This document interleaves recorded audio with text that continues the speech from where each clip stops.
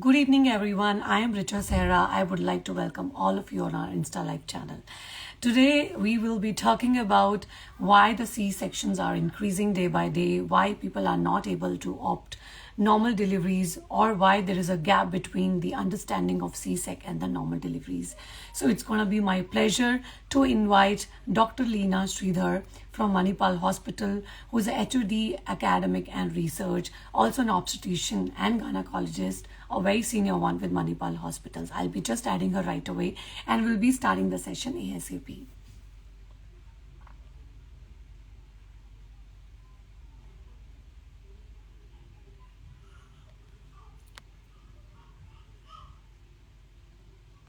Yeah, will be joining us ASAP. In case any of you have any questions regarding this, and if you want to know anything which is probably related to the same topic, probably I will be able to take out that question, and we will be right here sooner.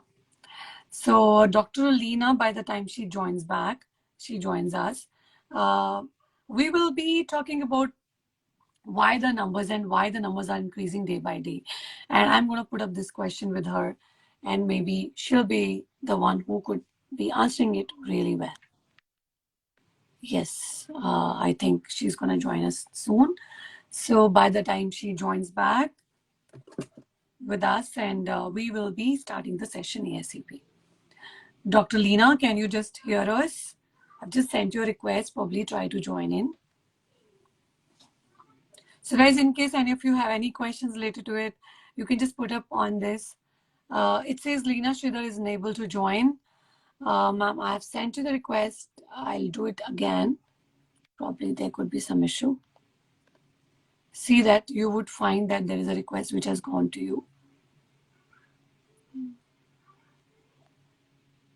Yeah. Have you received any request, Dr. Leena? Yeah. I think she's with us. Dr. Leena, can you hear me? I can hear you, but my video is not coming. Turn the camera to the other side. Probably. Okay. I can't see you. Yeah. Yeah, now I can see you. Now I can see you. How are you, Dr. Right. Leena? Yeah. Pleasure having you here once again.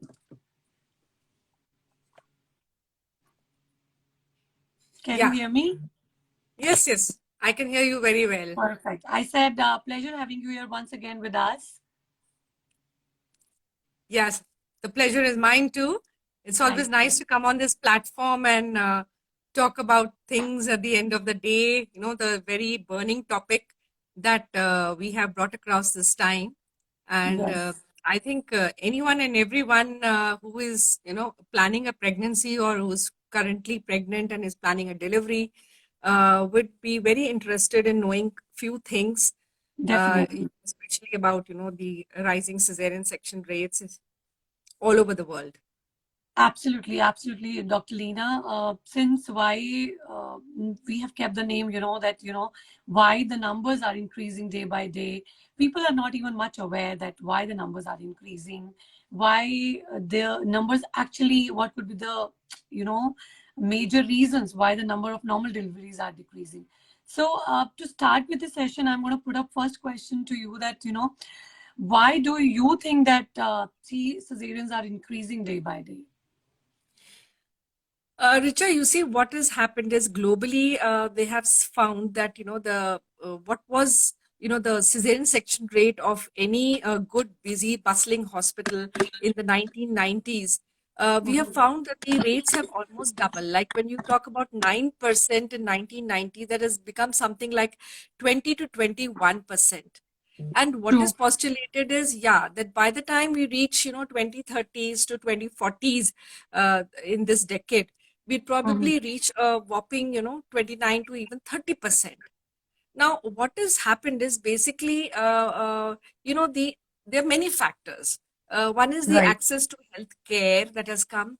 One is, you see, mothers mean a lot to us now. The maternal mortality, that is the chances of a woman dying in labor, with the good health care, the good infrastructure, many of the complications of pregnancy, which used to happen in the olden days, can now be avoided.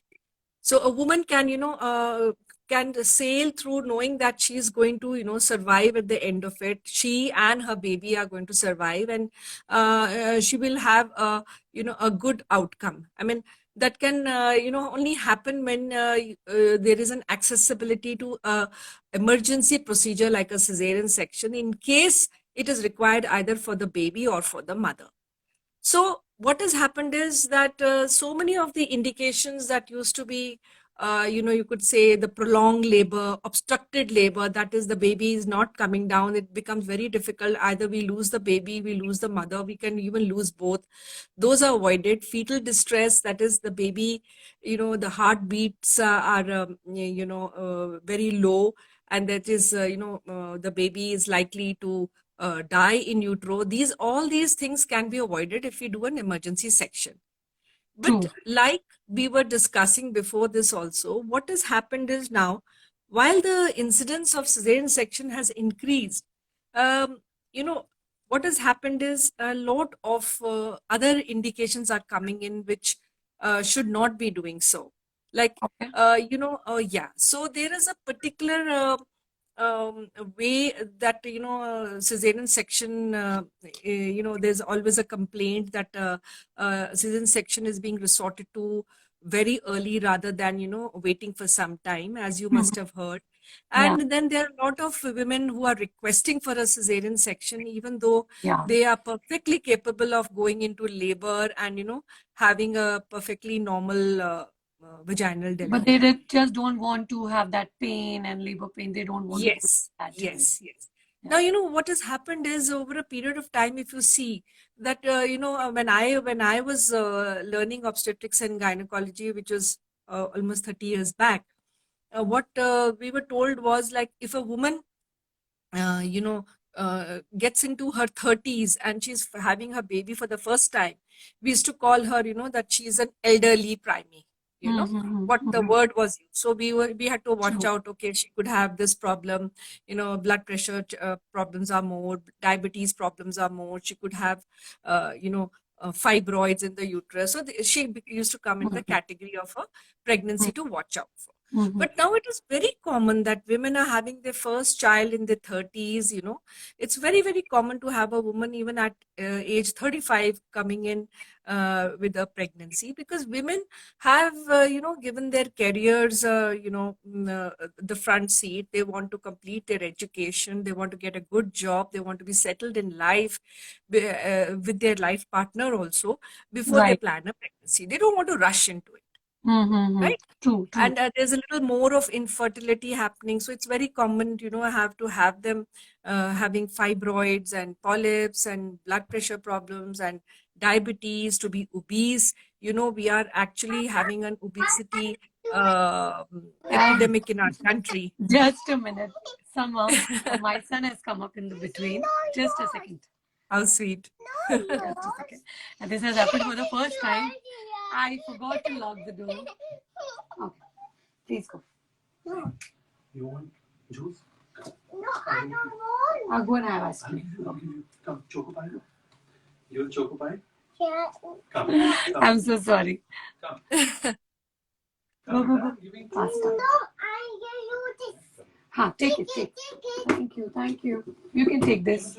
fast. No, I'm sitting here. He wants to sit and enjoy the session. And Like I said, it's so, always, it's a 24-hour job being a mother, yeah, right? this has happened for the Yeah. first time that he came back. I'll just lock the door and come in a moment, probably.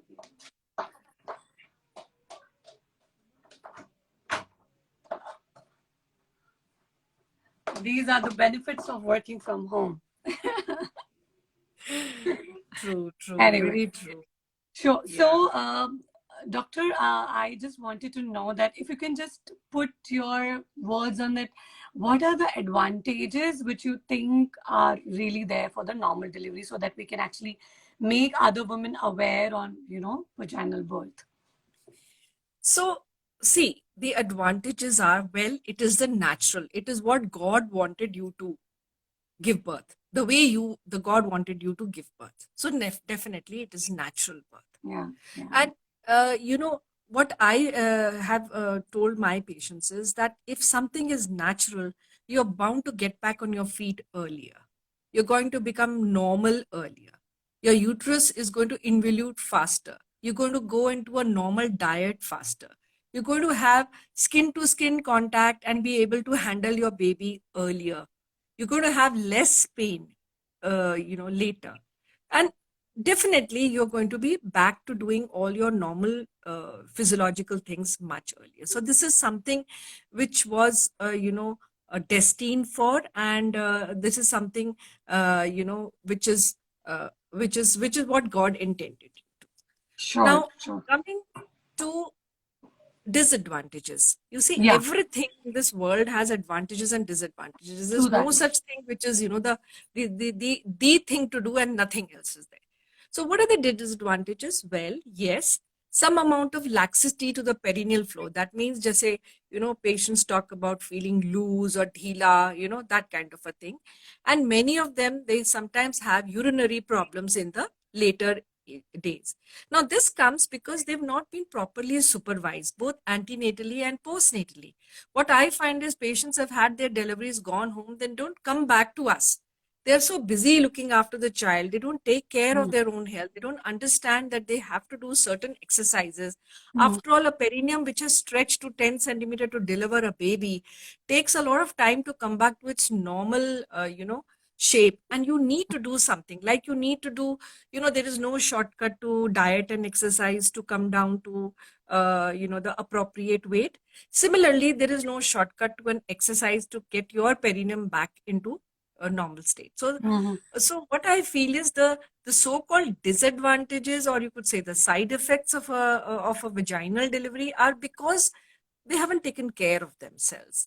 And on the eve of International Women's Day, I would like to tell all the followers and your platform, as the name suggests, responsible hospitals, and I am also working in a responsible hospital. I would say that don't neglect yourself, whether it is into your antenatal period when you come for your checkups or after you deliver. So Definitely. vaginal delivery is definitely what we should promote for those who are in the lowest category, and for whom or who can sail through a vaginal delivery. Done. Doctor, somebody has asked us this, does a mother has a right to decide for C-section by choice, even if there are no medical complications? Well, the person who asked this, I'm sure, definitely your consent is most important. It is something which you should go in with your eyes open. You should have a trust in your doctor, and you should take your doctor into confidence. Now, having said that, I have seen this particular condition is called CDMR, that is Caesarean delivery on maternal request. Now, Right. so whenever a patient asks me for that, I first of all ask them, what is it that you're afraid of? Now, to be very frank, 99.9% have told me the fear of pain. So Yeah. most of the time, yeah. So I tell them to attend some of our, classes. We have antenatal classes where you're taught how to look after your baby, how to go for the exercise program, each step, what is the first stage of labor, what is second stage of labor, what does it mean to have a baby. And by and large, I have a lot of patients who, then come back and say, okay, we'll give it a try. And then we'll probably go in for a painless, that is an epidural. So True. that takes away. So we've had a lot of people who've been extremely, negative, asking for a CDMR, and who have subsequently reverted to having to giving themselves a trial of labor. So when they go in for a trial of labor, they find that it's not as bad as it is made out to be. True. So I think a lot has to do with the kind of education, the kind of rapport that you have built with your doctor, the trust factor in the thing. And what I promise them is, okay, we give you a trial, and should you not, for example, if there's a problem in either the passages, that is your pelvis, the power, that is the contractions, or the progress of the baby, then definitely when it's sort of cesarean section, we have all the wherewithal. We can quickly take you up in a matter of minutes, That reassurance most of the time works both ways. We have to tell them that when you go for a CDMR, while cesarean sections and surgical procedures nowadays, the risk has come down drastically from what it was 30 years back. It's a very safe procedure, but all the same, it is a surgical procedure. So the complications of any surgery is you could have infection, you could have wound, the stitch line can get infected, you can have bleeding, you can have more pain subsequently because of the stitches. How it behaves for you may be very different from what it behaves with the next patient. So True you've got to that. be ready to take all those complications. So yes, if you are, absolutely clear about it that you want to, well, you will give us consent for all these complications, and for whatever thing, I mean, it can be done. To again ask the same question, what she had asked me about CDMR. Yeah. And what do you think, doctor, the pregnant woman should be doing so that she can easily, give a vaginal birth? Because that can actually help them to forget about the pain. If somebody can there to guide them, it's not that hard the way you think. So what could be Yes. the ways for them so that they can be prepared from So the early stage itself? yes. So I always tell my patients, look, you're not, तुम बीमार नहीं हो.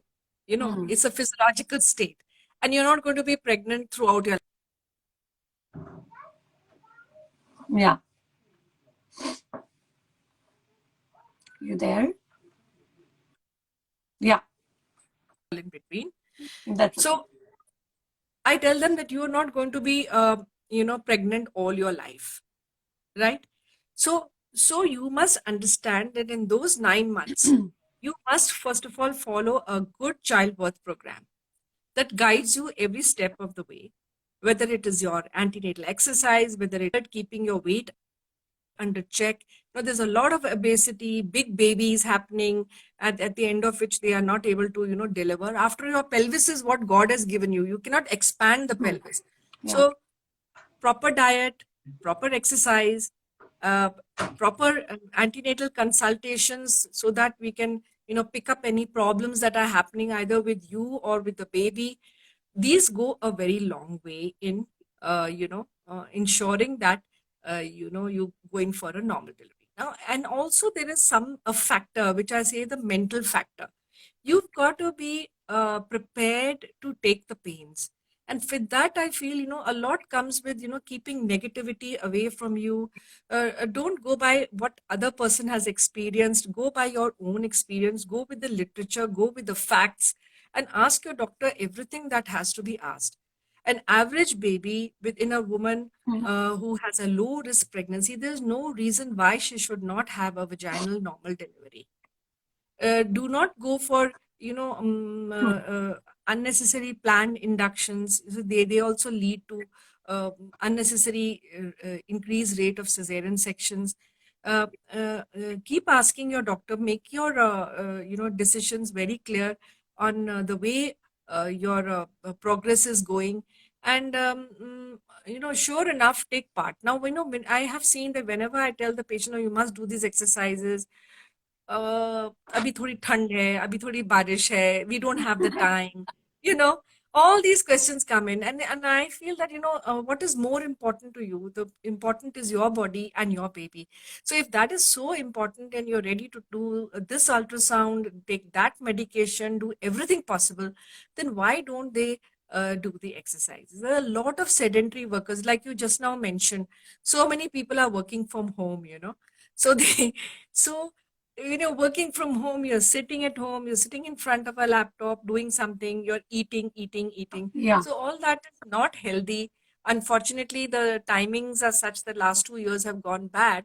But Yeah. more or less, I feel, yeah, it's time that we all understood that we've got to continue with our walks, we've got to continue with our exercise programs, and we have to start, if there is a childbirth program that our hospital, like I am at the Manipal hospital, and we have our own antenatal program. We call it Spandan, that is heartbeat, and we are teaching them the exercises, both the mat and the ball exercises. We have exercises with the partner.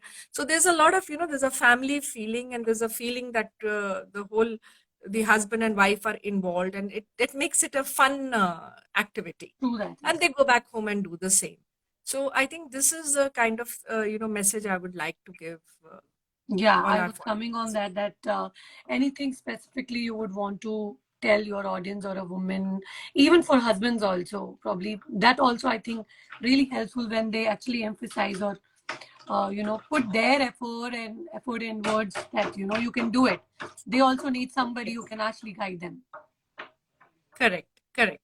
So what I would foremost say is select your hospital well, Yeah, select your doctor well, absolutely. right? Yeah. So if you're a low risk pregnancy, quietly you have every right in asking, what is the delivery rate, what is the normal delivery rate, what is the C-section rate of that hospital. Do check that they have a blood bank, they have a NICU, that is a neonatal intensive care unit, and an ICU facility. You never know when you require it. That is foremost. Mothers, health is the most important thing. The risk factors have to be assessed. That's most important. That is number one. Number two, you must get the support of all your family members, in particular your husband. And that is why these childbirth programs are a must. So our hospital childbirth program is excellent because, your husband comes in and, even if he knows nothing in the beginning, I can assure you he'll end up knowing a lot about it by the time you complete your 9 months and, Mhm. you're ready for your baby. We also, tell them how to look after the baby, like after the baby is born, and lay a lot of emphasis on breastfeeding. And, Mhm. breastfeeding hospital is always considered a very baby friendly hospital. So all these things are watch out for. To select your hospital, select your doctor well, and definitely, and most important, once you've placed, you've honed into a particular hospital and a particular doctor, have your trust in them. Remember, the doctor will not want anything to go wrong with you or your baby. Absolutely. So trust them, so it's not like, oh, this thing happened to her, so it's going to happen to me also. Everybody is Hmm. different, every patient is different, just like every woman is different, and every baby is also different. Very true, very true. Doctor, I've got immediately two questions. Maybe you can answer them as well. She's asking that if taking epidural during NVD is safe. Okay, that's a normal vaginal delivery. Yes, epidural. See, epidural is basically given to take away the pain of labor. That doesn't mean that 100% pain goes away. Let me tell you, on a scale of 1 to 10, if 70% goes away, I can assure you that 30% to anybody can take that pain. कोई भी ले सकता है. Now, what it does is that it's a unique procedure where, the pain goes away, but the sensory part is there. That means the lady does feel the baby coming down, The how she has to push. contractions? Yes. So that takes away all the tension from her mind and the scariness of the pain, which sometimes, diverts the woman, and she's so scared. Oh, I can't Mhm. go ahead with it. Now you do my cesarean section. So Right. if the pain goes away, number one, she cooperates well. It is safe for the baby. This is something I want you to emphasize. It is safe. It requires us to be more patient. Again, I said, if you have a patient gynecologist, she will agree that this is the best mode for you. We are very patient here. And moreover, once it takes away the pain, your labor is going to proceed the way it has to. So if the baby is going to come down, if the baby is in the right position, it's going to come. If there is a problem, then we can immediately switch to cesarean section, top up the epidural, and we can take you up. So the epidural is very different. I mean, everyone can go for an epidural, regardless of whether they end up having a vaginal delivery or they land up in a cesarean section. Okay. And another one is asking, what is the maximum length of labor hours that time should be waited before any decision? Okay. So this is a very nice question because I had a patient who is now coming for a second baby. And she says, ma'am, next time in this pregnancy, you give me an epidural quickly. So I Mm-hmm. asked her what happened. She says, I was there in the night and only at 11 o'clock in the morning I was given an epidural. I went through her records. I found she was in something called the latent phase. That is from 0 centimeter to 3 centimeter, you are in the latent phase. Now, the latent phase can be as long as 12 to 16 hours in a first pregnancy. And it is in second pregnancy about 8 to 12 hours. Now, if you're in the latent phase, you're hardly getting any pains, but you may feel you are in labor. Oh, I'm in the hospital for so long, Mm-hmm. nothing is being done. So there are certain stages of labor, first, second, and third stage. So the first stage is always long, but the lucky ones, it can be short. So see, there is a variation. So Mm-hmm. when we see the patient, we are plotting something called a partogram. That is, we are plotting how she is proceeding. So we are watchful that no problem should take place. At the same time, we would want her, to have a shorter latent phase, a shorter first stage, and deliver the baby in the second stage. So while we're watching, we know that this is the upper limit. So we are going to wait. So when we see this variation, you are plotted from the time you walked into the labor room with pains, and we keep observing. Every 4 hourly, we are doing a checkup to see whether you are proceeding or not. So it's not like that. And nowadays, the new dictum has come, what we call active management of labor. That means dawn should not come twice on a woman in labor. That means if today you came to the labor room in labor at 9 a.m. in the morning, by 9 a.m. the next day, you should have delivered. That means you should have gone through the first, second, third stage and delivered. Third stage, by the way, is when after the baby, the placenta is delivered. That is called the third stage. So you should deliver. So this broadly you can remember to get an idea. Teaching about first, second, third stage is it's a completely different, you can say, a session by itself. Sure, sure. Thank you so much, Doctor. I think we have almost completed all the questions, and it was really insightful, I would say. People are even writing that are very useful, very informative. So thanks to all the audience.